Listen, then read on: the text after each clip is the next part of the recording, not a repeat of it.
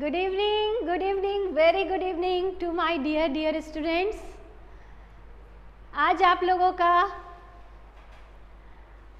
लोगों के लिए first poem my mother at 66 by Kamala Das, ये आज मैं लेके आई हूँ। आज देखते हैं हम लोग class 12 flamingo it's first poem.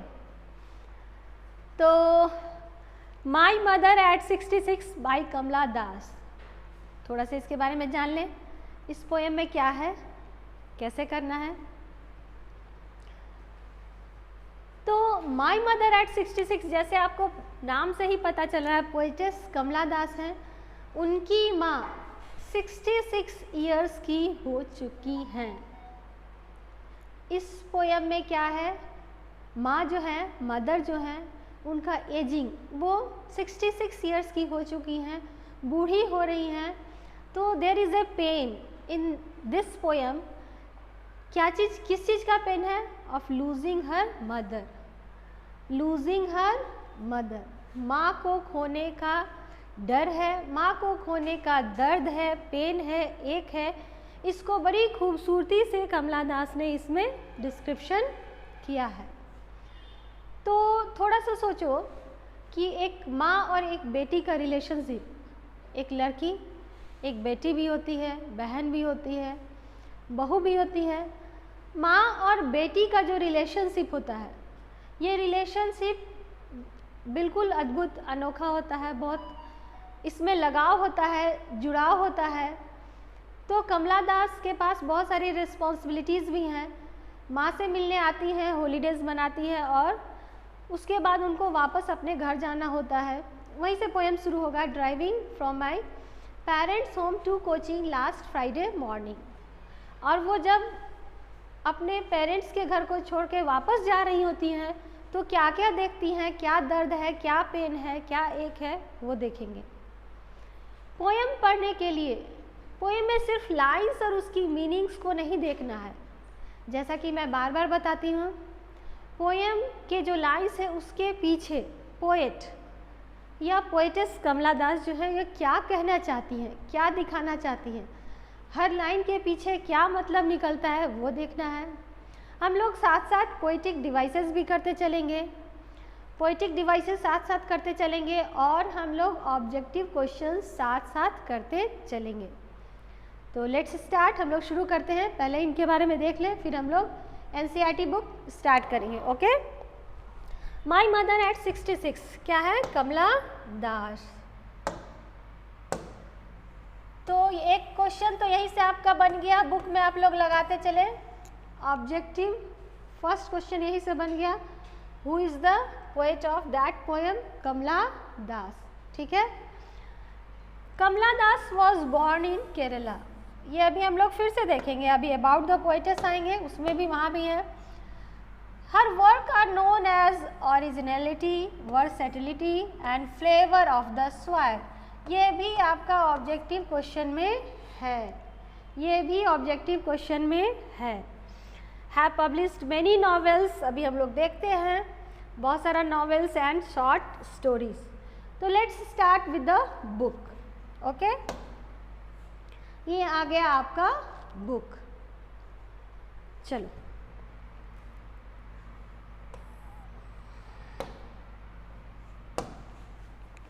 Book में हम लोग अबाउट द पोएट इसको डिटेल्स करेंगे, और इसमें क्या क्या ऑब्जेक्टिव क्वेश्चंस बनेंगे वो देखेंगे। अबाउट द पोएट अभी तुरंत बताया था। अबाउट द पोएट में ये हम लोग ले लेंगे कमला दास, फॉर ऑब्जेक्टिव हो चुका है। was born in Malabar, Kerala. This is also for objective questions. जिस दिन क्वेश्चन का डिस्कशन देंगे उस दिन तुम लोग आंसर तेज फास्ट देना, ठीक है। She is recognized as one of the India's foremost poets. Her works are known as for their originality, versatility and indigenous flavor of the soil. यहाँ भी एक ऑब्जेक्टिव क्वेश्चन है, तो जरा सा देख ले हम लोग। कमला दास ने बिल्कुल ओरिजिनल,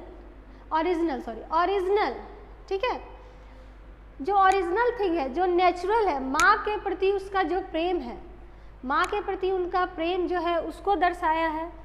वर्सेटिलिटी होता है वर्सेटाइल, उनका जो भी उन्होंने नॉवेल्स लिखा, मलयालम में लिखा, इंग्लिश में लिखा, तो बहुत सारे तरह से लिखा है। इंडिजिनस फ्लेवर ऑफ सॉइल, स्वदेशी झलक देखने को मिलेगा, देखेंगे आगे। Kamala Das has published many novels and short stories in English and Malayalam. This is for objective question, English and Malayalam. This is for objective question. कमला दास ने किस किस लैंग्वेज में लिखा? English and Malayalam, under the name Madhavi कुट्टी, ठीक है, अंडर द नेम माधवी कुट्टी। ये भी हम लोग ऑब्जेक्टिव के लिए रखेंगे। फिर देखते हैं some of her works in English include novels. अब इनके नॉवेल्स देखो, अल्फ़ाबेट ऑफ लस्ट, ठीक है, और एक शॉर्ट स्टोरी। तो नॉवेल क्या हो गया इनका? Alphabet of lust. This is also for objective. Short stories में क्या है? Padmavati, the harlot and other stories. ये इनकी शॉर्ट स्टोरीज हैं। ये सारे क्वेश्चंस बन रहे हैं ऑब्जेक्टिव के लिए। In addition to 5 books of poetry, poetry पे भी 5 किताबें लिखी। She is sensitive writer, sensitive writer अभी देखेंगे हम लोग, बहुत ही सेंसिटिव है। माँ के प्रति उनके अंदर क्या फीलिंग आ रहा है, माँ को देख के कितना दर्द हो रहा है, कितना एक हो रहा है, ये भी हम लोग पोएम में देखेंगे। Who capture the complex substance of human relationship in lyrical idem. My mother at 66 is an example. बहुत ही बारीकी से ह्यूमन रिलेशनशिप, जो भी ह्यूमन रिलेशनशिप है, इसको बहुत ही बारीकी से इन्होंने दर्शाया है। किसमें? माई mother at 66। My mother at 66 में बड़ी बारीकी से, बड़ी खूबसूरती से इसमें दर्शाया गया है।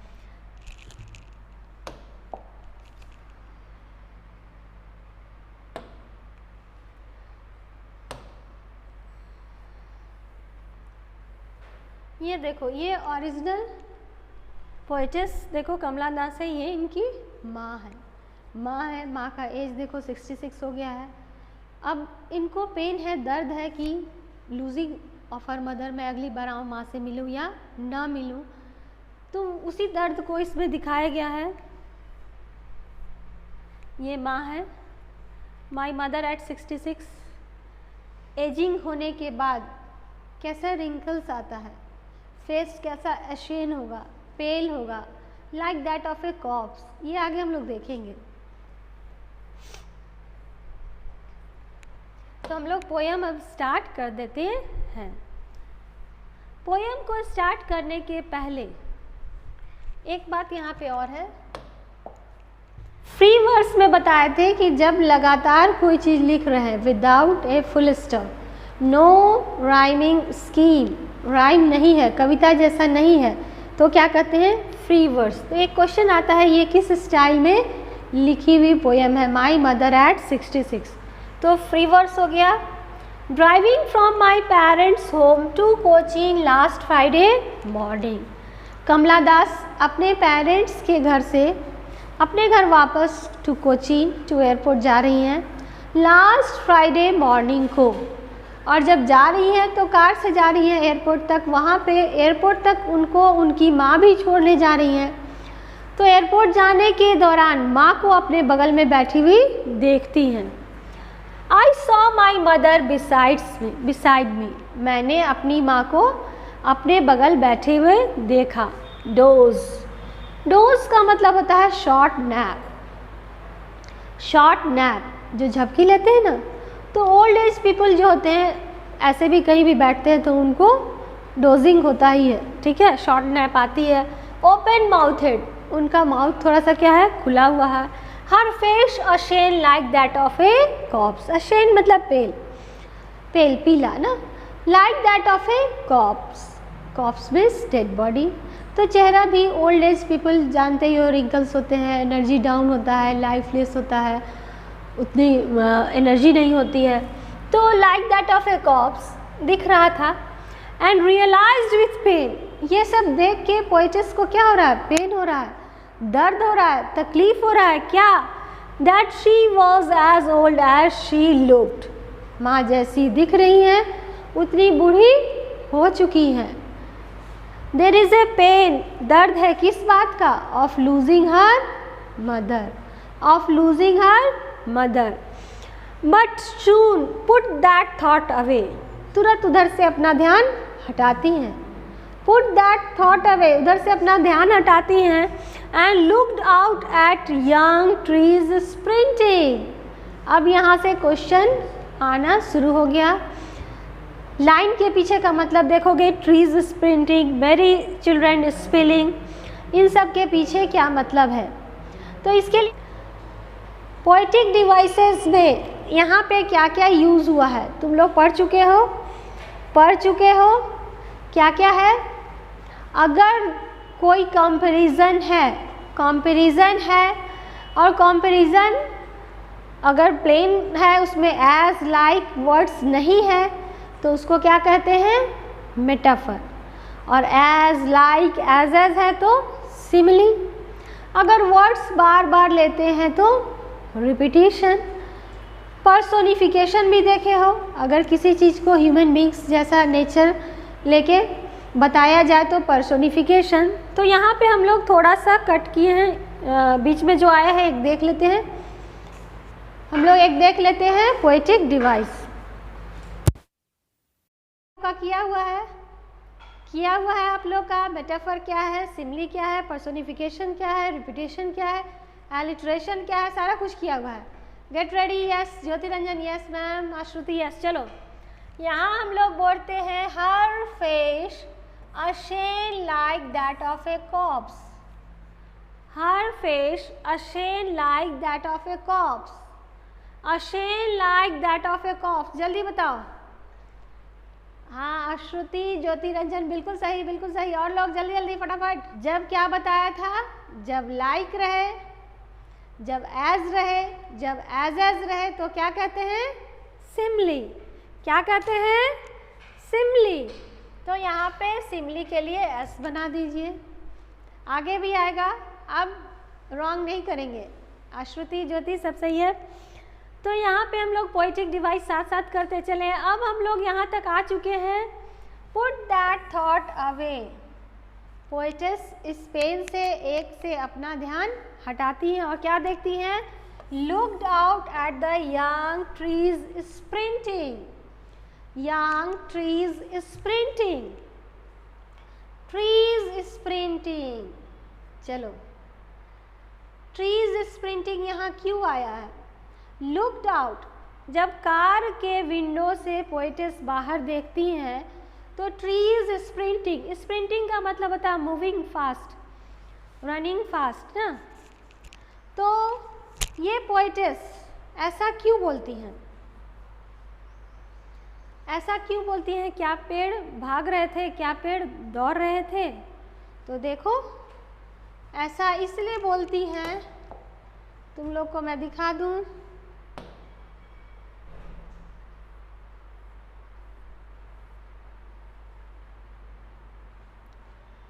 ये देखो,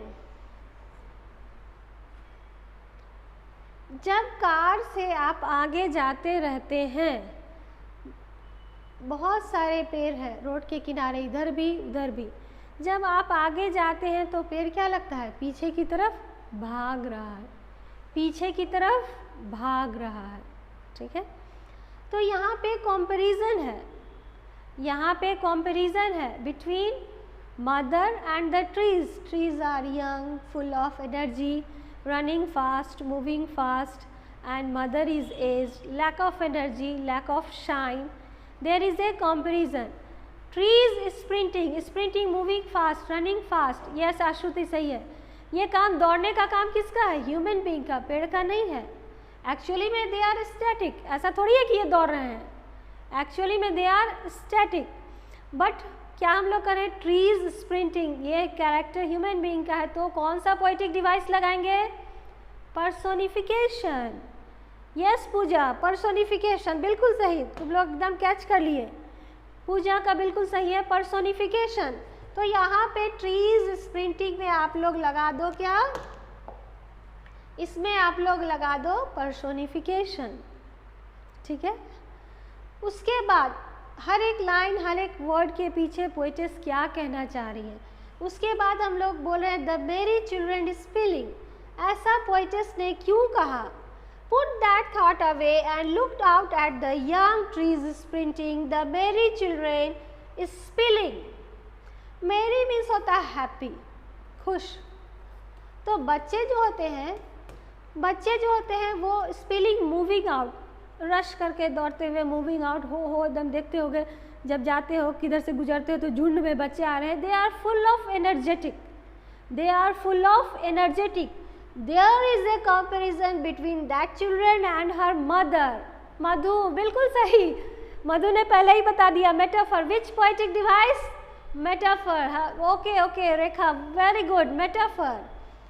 रेखा ने, मधु ने पहले बता दिया। There is a comparison but there is a not the connecting word like, as, like. So यहाँ सिमली तो नहीं होगा, यहाँ क्या होगा, मेटाफर होगा। द मेरी children spilling out of their Holmes, बच्चे घर से बाहर, with rush, with energy, with full of energy. There is a comparison between that children and her mother. The children are full of life, full of joy, full of enthusiasm, and mother is lacking shine, pale face, ashamed, doze, open mouthed, lack of energy. So there is a comparison. Poetess इसमें क्या कहना चाहती है, आप लोगों को clear हुआ? Which poetic device? That is metaphor, ठीक है। तो हम लोग चिल्ड्रन, बच्चों को भी देख ले थोड़ा, बच्चों को भी देख ले थोड़ा। ये तो हम लोगों ने देखा था क्या, ट्रीज स्प्रिंटिंग, ये हम लोगों ने क्या देखा था, ट्रीज स्प्रिंटिंग, ट्रीज स्प्रिंटिंग। अब हम लोग क्या देखेंगे, मेरी children, happy children spelling. Yes Lalita, yes ma'am. अब हम लोग देखेंगे बच्चों को, बच्चों को देख लेते हैं हम लोग। ये देखो बच्चों को, यहाँ पे खुद लिखा हुआ है merry children spelling out of their homes, merry children spelling out of their homes. बच्चों का पोजीशन देखो, full of energetic, ready to play, ready to fight, and mother, माँ जो है वो कार में पोएटेस के बगल में besides the poetess बैठी हुई है, doze with short nap and open mouthed, ashamed face. Okay, यहाँ तक क्लियर हो गया। अब पोएटेस तो पेन से, दर्द से अपना ध्यान हटाने के लिए इन एनर्जेटिक्स चीज़ों को देखती हैं, बट तब तक टाइम आ जाता है एयरपोर्ट सिक्योरिटी चेक का। जब एयरपोर्ट पे पहुंच जाते हैं तो बहुत सारी फॉर्मेलिटीज़ करनी होती है, बोर्डिंग पास निकालना होता है, बैगेज डालना होता है। तो अब आ गया समय कहाँ पे, चलो आगे बढ़ें।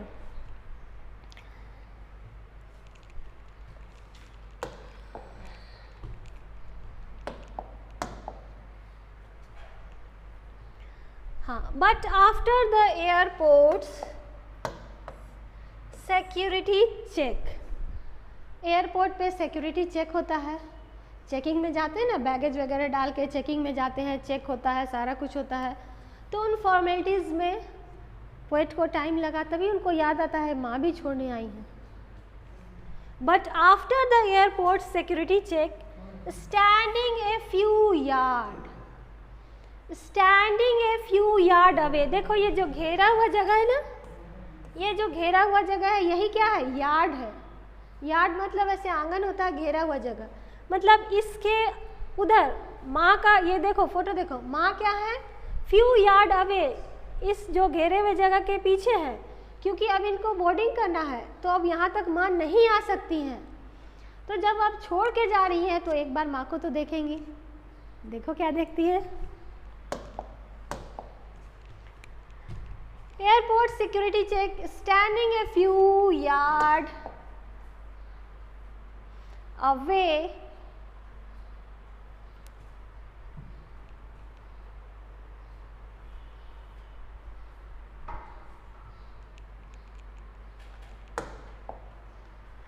आई लुक्ड अगेन एट हर। मैंने माँ को फिर से देखा। I looked again at her wan pale as a late winter's moon, as a late winter's moon। तो यहाँ पे हम लोग देख रहे हैं पोएटिस ने क्या कहा, as a late winter's moon। जरा बता दीजिए आप लोग, which poetic device, which poetic device? Simile, Mrityunjay Mani, very good, simile, very good। यहाँ पे as वर्ड है तो अब आप लोग एक्सपर्ट हो गए हैं। Divya Jyoti, yes, simile, very good. Payal, simile, very good. I looked again at her wan pale, मैंने माँ को फिर से माँ की तरफ देखा, वान पीला चेहरा, as a late winter's moon.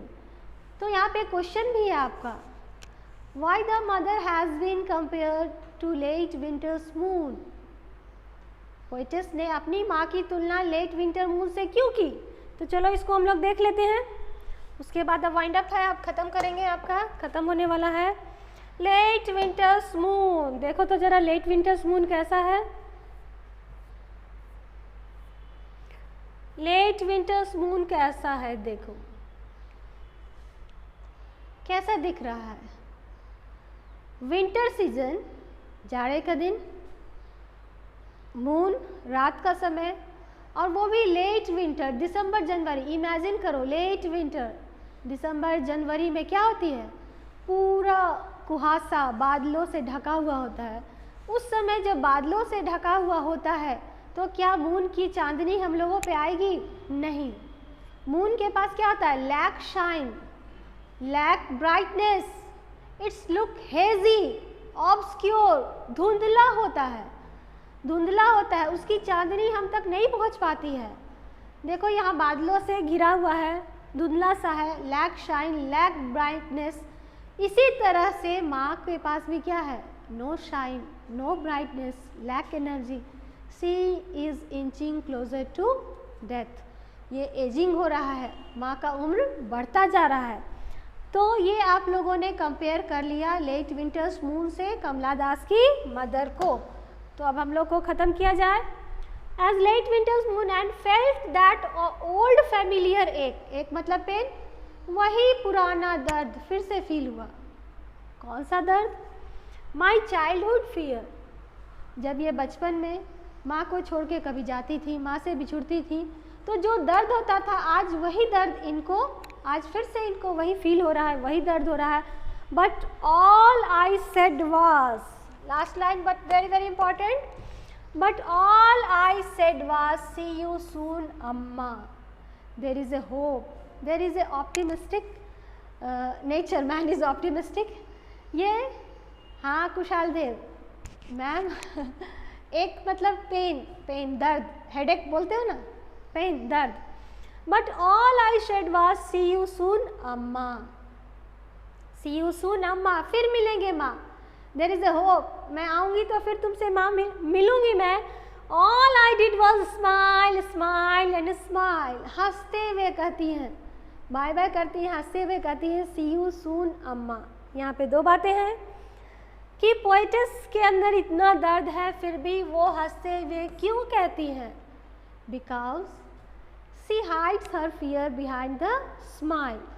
माँ को वो हंसते हंसते बाय बाय कहना चाहती हैं, वो अपने स्माइल में उस दर्द को छिपा के माँ को बाय बाय कहना चाहती हैं। इसलिए सी यू सून अम्मा, all I did was smile smile smile. And the last thing, smile smile and smile, which poetic device is here? फटाफट जल्दी बताइए। रिपीटिशन, वेरी गुड रेखा, रिपीटिशन।